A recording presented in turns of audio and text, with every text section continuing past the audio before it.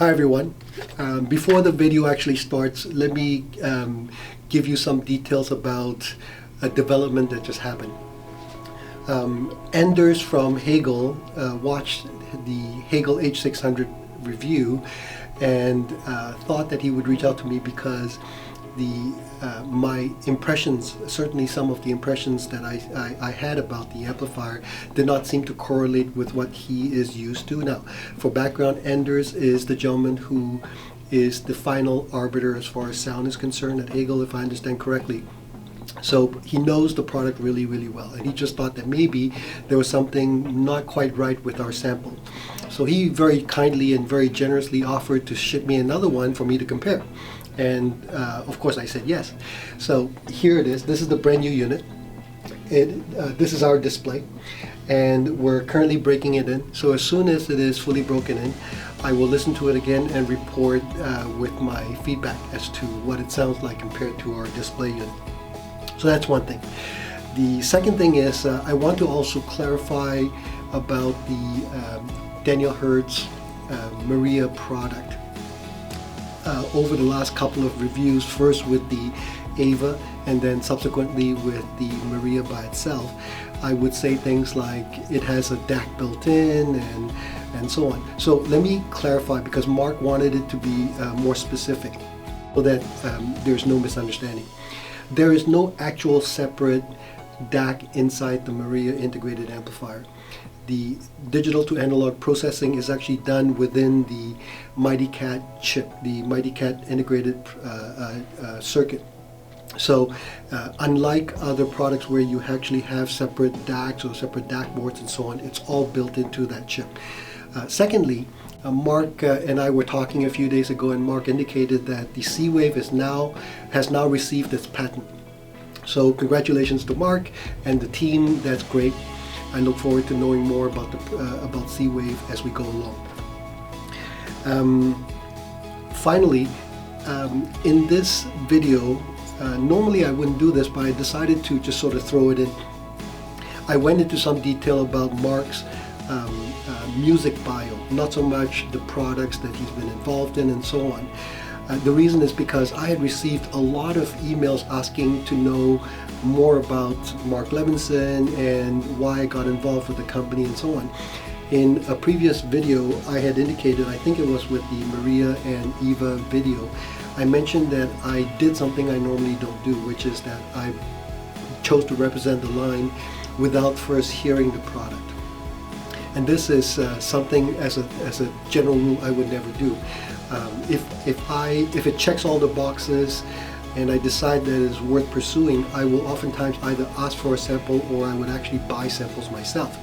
In this case, because I've had a lot of experience with Mark Levinson, selling his products and so on, and also knowing the person to some degree personally, I decided that it was worth the gamble, so to speak. So in this particular video, I go into some background details as I know it about Mark's professional part of his bio, but nothing to do specifically with the electronics directly anyway. So hopefully this helps, and hopefully you enjoyed this video. Thanks for watching. Here's the video.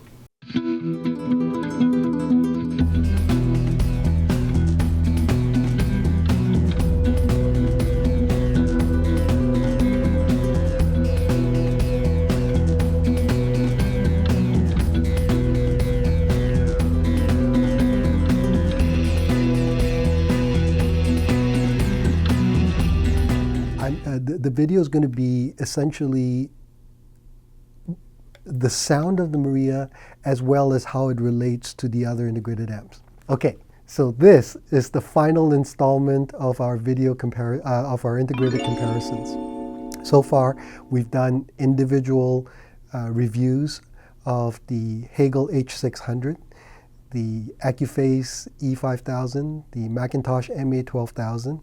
And then we've done comparisons between the Hegel, anyway, we've done comparisons of all three. By now, they should all have been uploaded, and hopefully you've had a chance to watch it.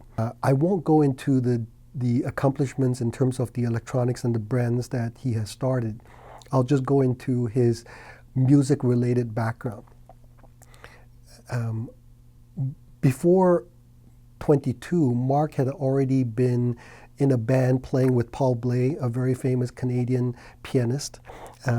He's also played with and recorded some of the jazz greats like Sonny Rollins, John Coltrane, Sonny Stitt, Johnny Griffin, Chick Corea, Keith Jarrett, and Stan Getz, and among many others. So he is extremely well versed in music and playing music, not just reproducing or manufacturing of equipment. He studied Indian classical music for 40 somewhat years. One of his mentors was Ali Akbar Khan. And as I said, he's recorded many of these artists. When I visited him many, many years ago at his loft in Manhattan, he showed me all these recordings that he had done when these artists visit him, and they would just jam and he would record them.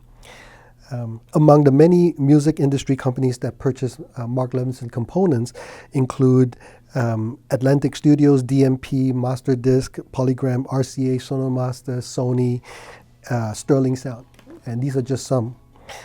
Mark Levinson's designed the Sony, one of Sony's mastering room, and the equipment was all cello. And among some of the artists that used the system were Harry Connick, Celine Dion, Michael Jackson, Tony Bennett, and so on. Mark also designed the Library of Congress's archive room. This is quite an achievement. The Library of Congress, of course, houses one of the most rare collection, a collection of some of the rarest recordings. And when they decided they wanted to archive this, they contacted Mark, and Mark did a lot of the design work for the room as well as supplying the equipment. He also remastered Miles Davis's Birth of Cool for Capitol Records. That's very cool. I didn't know this until I did some research.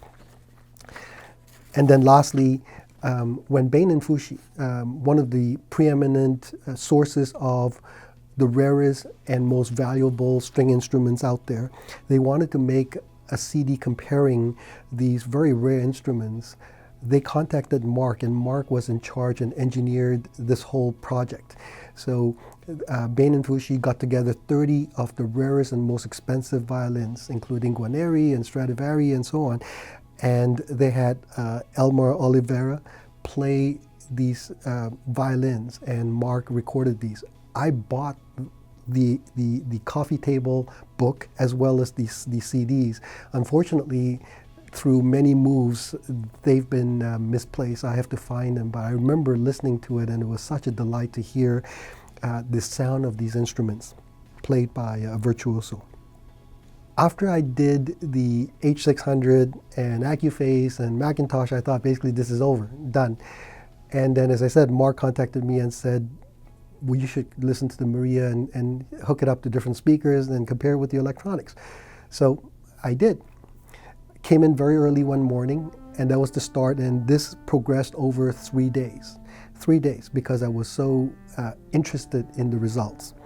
The system, like all the other ones that I tested, I used essentially the same. I used 3 different speakers, the Wilson Sasha V, the Stradivari, Sonus Faber Stradivari, and the Acora SRC2.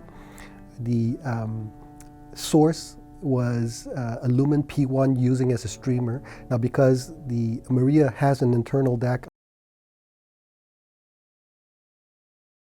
I just used the internal DAC. I've used Cobas, and I also use music files, both of mine as well as some that Mark had sent me.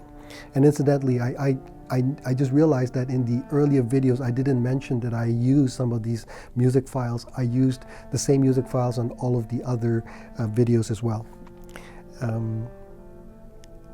Okay, so I'll just very quickly recap what I thought of all the different integrated amps. The Hegel is a champ when it comes to background, lack of background noise, just completely dark. Really good bass punch, dynamics, speed, articulation in the bass in particular, very, very quick. The Accuphase has this mid-range frenzy and freneticism that just keeps driving the music along and makes everything sound so exciting when the music calls for it. The McIntosh is more laid back, has deeper bass than the Accuphase, sweeter top end in some ways, and this ginormous soundstage, the biggest soundstage of the three. So that's a quick recap of the three. What was I expecting? Before I played it, I thought, okay, based on the listening to the Ava speakers with the Maria integrated amp, I thought, okay, well, bass, it probably will be very good because it delivered great bass out of those tiny little speakers. So it's got to be very, very good. Maybe not as good as the Hegel. I mean, Hegel is a champ when it comes to bass. I thought that maybe tonally in the mid-range, it won't be as warm, it won't be as rich and lush as either the Accuphase or the McIntosh. It won't be as relaxed as the McIntosh for sure. It'll probably lose to the McIntosh when it comes to the soundstage. Because that Mac, I've never heard a soundstage that big. It's quite amazing. I was right. But only in the bass. Everything else, I was wrong. The Maria is almost like a combination of all the strengths of the three, but not exactly. It's, let me see if I can be a little bit more specific. Leading edges. I mentioned that the Hegel has incredible bass punch, articulation, and speed, and then when it came to the mid-range, the Accuphase took that over. In the mid-range, it had that speed and articulation and frenzy.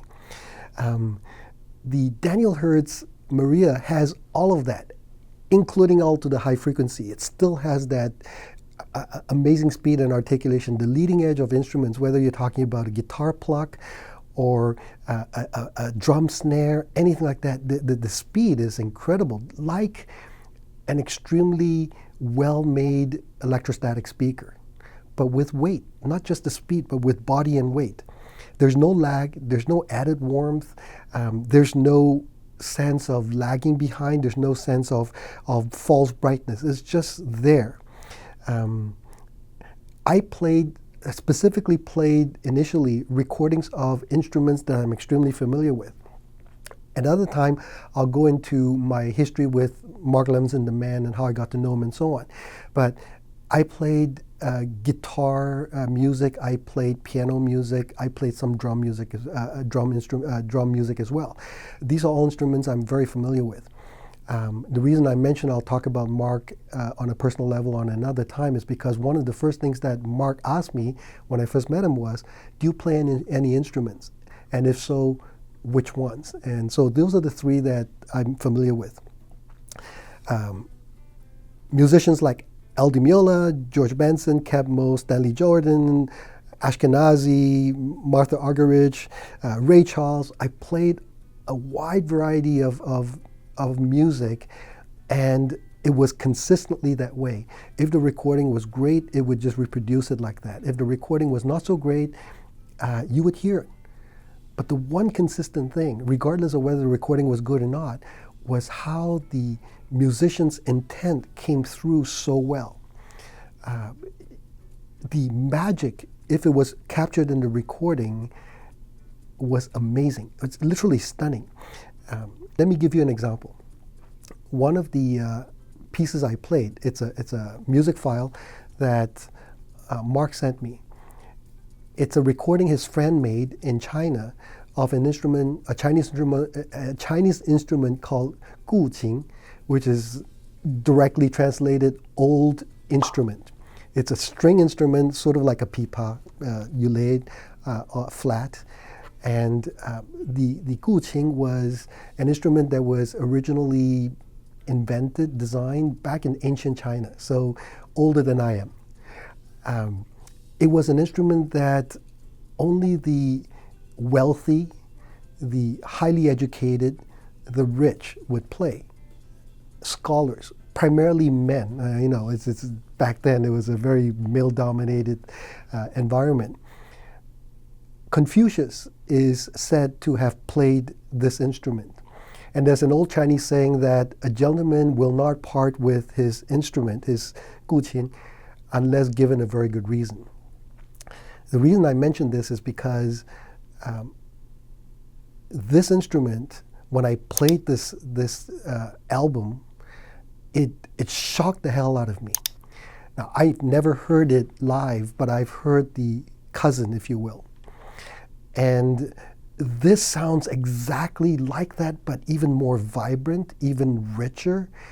The sympathetic notes, when you play string instruments and they're tuned a certain way, when you play one string or one note, another string that's close to it will resonate sympathetically, and you will hear those harmonics. It was very clear through the Daniel Hertz. Not so clear with the other integrated amplifiers. I was listening for it so I would hear it, but with the Daniel Hertz you didn't have to listen for it. It was there, just very clear. The resonance of the strings, the body, and the way that the sound would just decay slowly. Nothing like a bad digital would do. A bad digital would just truncate and you would hear it sort of, anyway, it didn't do that. It was just very analog, like very smooth, and it just naturally decayed over time. Another cut that I played, very early on when Mark was starting to do his recordings, he did a recording, well, I guess it wasn't that early on, but probably in the 80s. Mark put out a CD called the SACD Samplers at Red Rose Music. And one of the cuts is he recorded, what's her name? Let me see if I can find it. Yeah, Shane Cottrell reciting the 23rd Psalm. The Lord is my shepherd, I shall not want. My young cousin, my young nephew used to say, the Lord is my shepherd, I don't want him. So, yeah, you may get that, you may not get that. Anyway, so she's reciting the 23rd Psalm and simultaneously playing on Tibetan gongs. It is exquisite.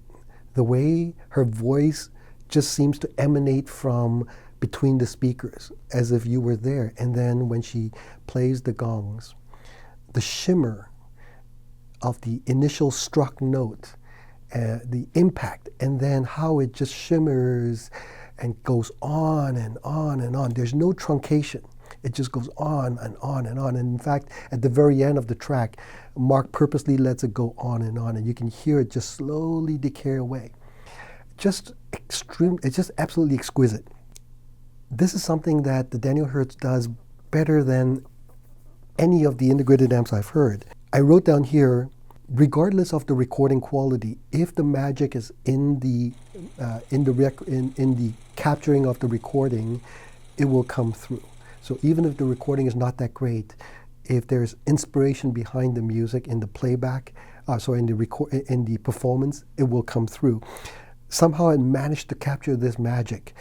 There's no veil, there's no artifice, no MSG, just literally 100% USDA prime dry aged beef like you would get from Peter Luger. It's that good. Now, is it perfect? No. And this is totally subjective. There are times that I wish it had more richness, more warmth, more forgiving in the mid-range and high frequencies, especially when recordings are terrible. There are times I miss that. I miss the more relaxed nature of the McIntosh. There are times I do wish for that. But then when I play the Daniel Hertz on a great recording, I forget about all of that. Now, Mark has a solution for that. For those of you who own the music in a hard drive or in a file, I should say, you can buy his masterclass software, and it is essentially, it includes the C-Wave technology as well as a sophisticated digital EQ system, and you can master that album to your taste. So you can do that, and once you do that, you can save it, and then it's yours forever. And if you don't like it, you can change it again.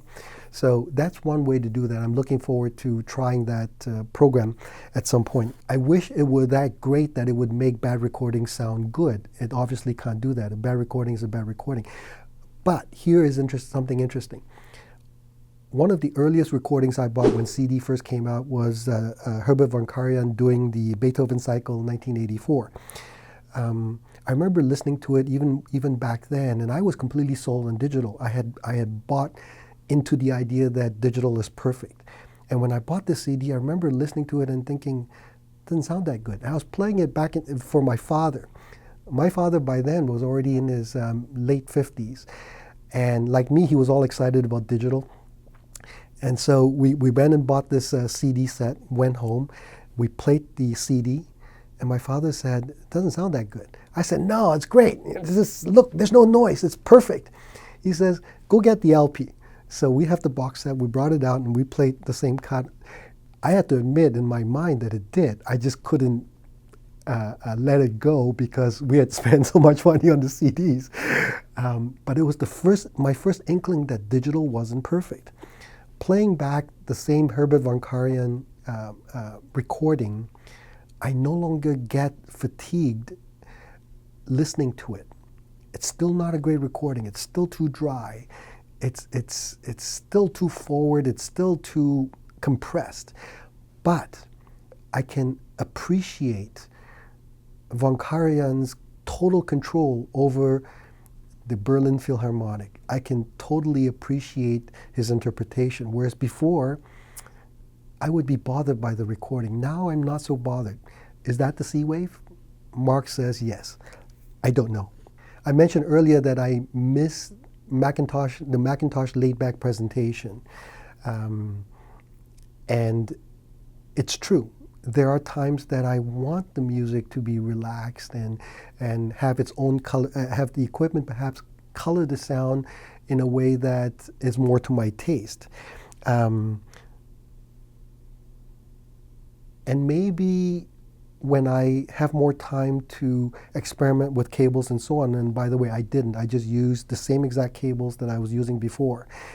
I may get a different result. I will tell you one thing. I had been using the Maria with the stock power cable. Before, with all the other integrated amps, I was using the Nordost Valhalla power cable. It's a very expensive power cable. I didn't use this in this time. I just used the regular standard power cord. And then I thought maybe I should try a different power cord. So I literally on the floor had the Shunyata Venom power cable. It's Shunyata's least expensive, most affordable power cable. It's about $400 US. So I connected that up, and that made a big difference. Like literally a big difference. I was quite impressed with how much better it got. So certainly there are things that I will do to experiment a bit later and see what else I can get out of the amplifier. I'll leave you with this in terms of the sound. The one thing that I'm extremely impressed with as far as the Maria is concerned is the fact that it is a chameleon when it comes to its neutrality. It will portray what's on the recording, but not in such a way that it's sterile.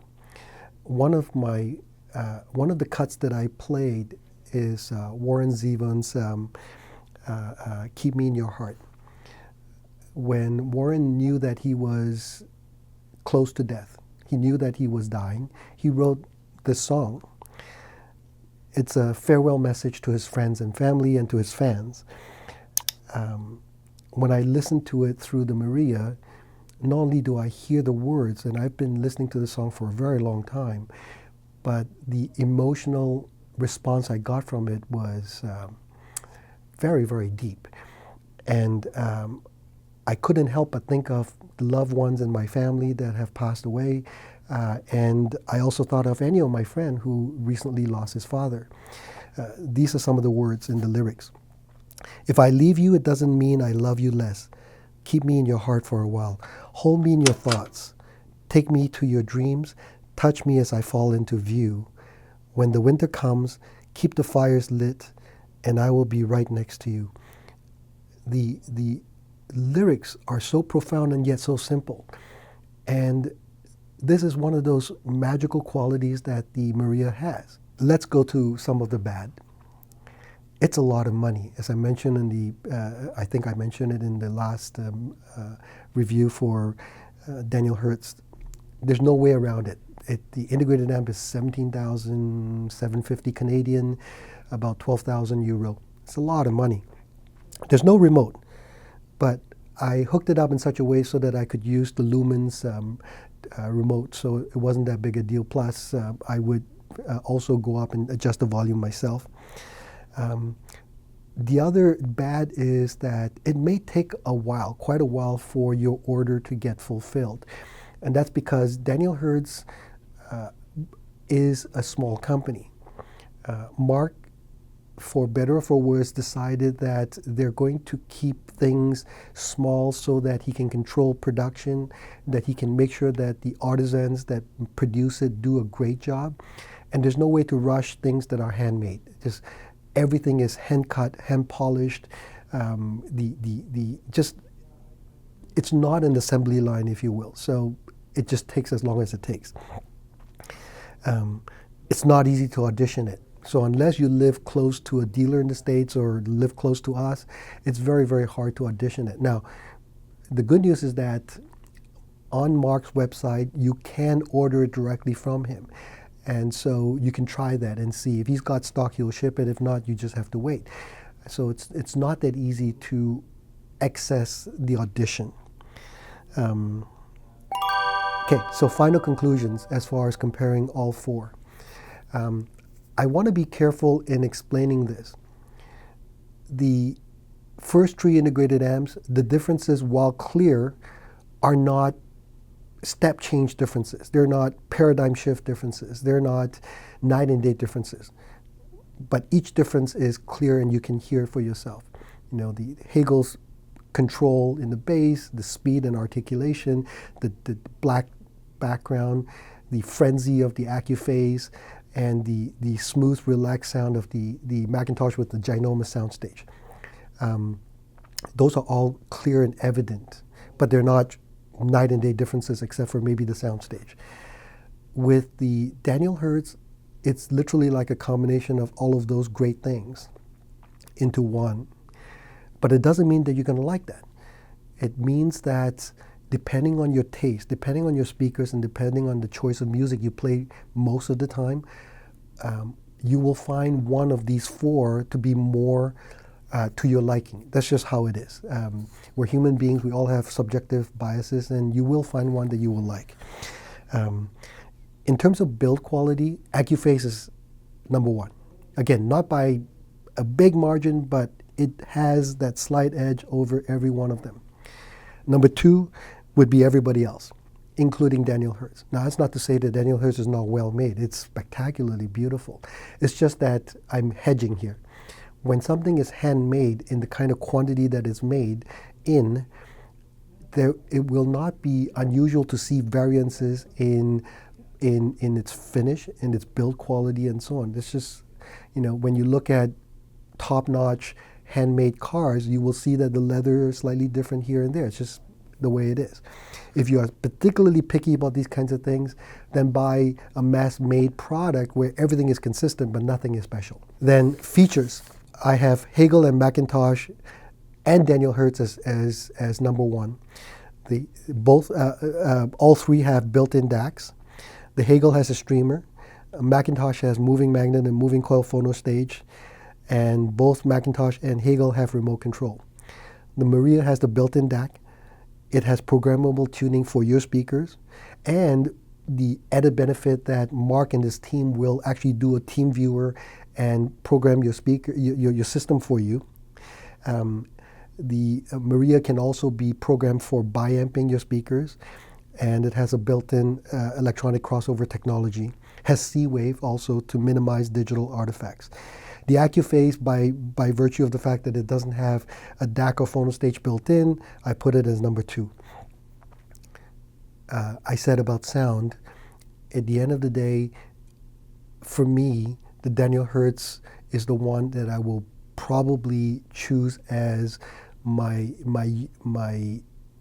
choice. Choose as my choice, simply because for most of the music that I would listen to, it does the best. It doesn't mean that I like or love the others less depending on the music that I care to play for that particular period of time. It's just that overall the Daniel Hertz fits better. Now, this is a tough answer for me to say, and here's why.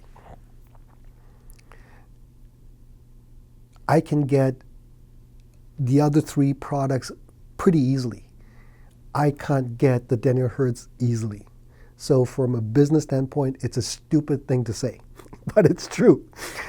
I have to recommend and sell and talk about the Daniel Hertz much more than I need to about the other three, because Daniel Hertz is a relatively new brand. It's actually not new. It's been around since 2007, but it's not been as well known as the other three. From a margin standpoint, that's another negative.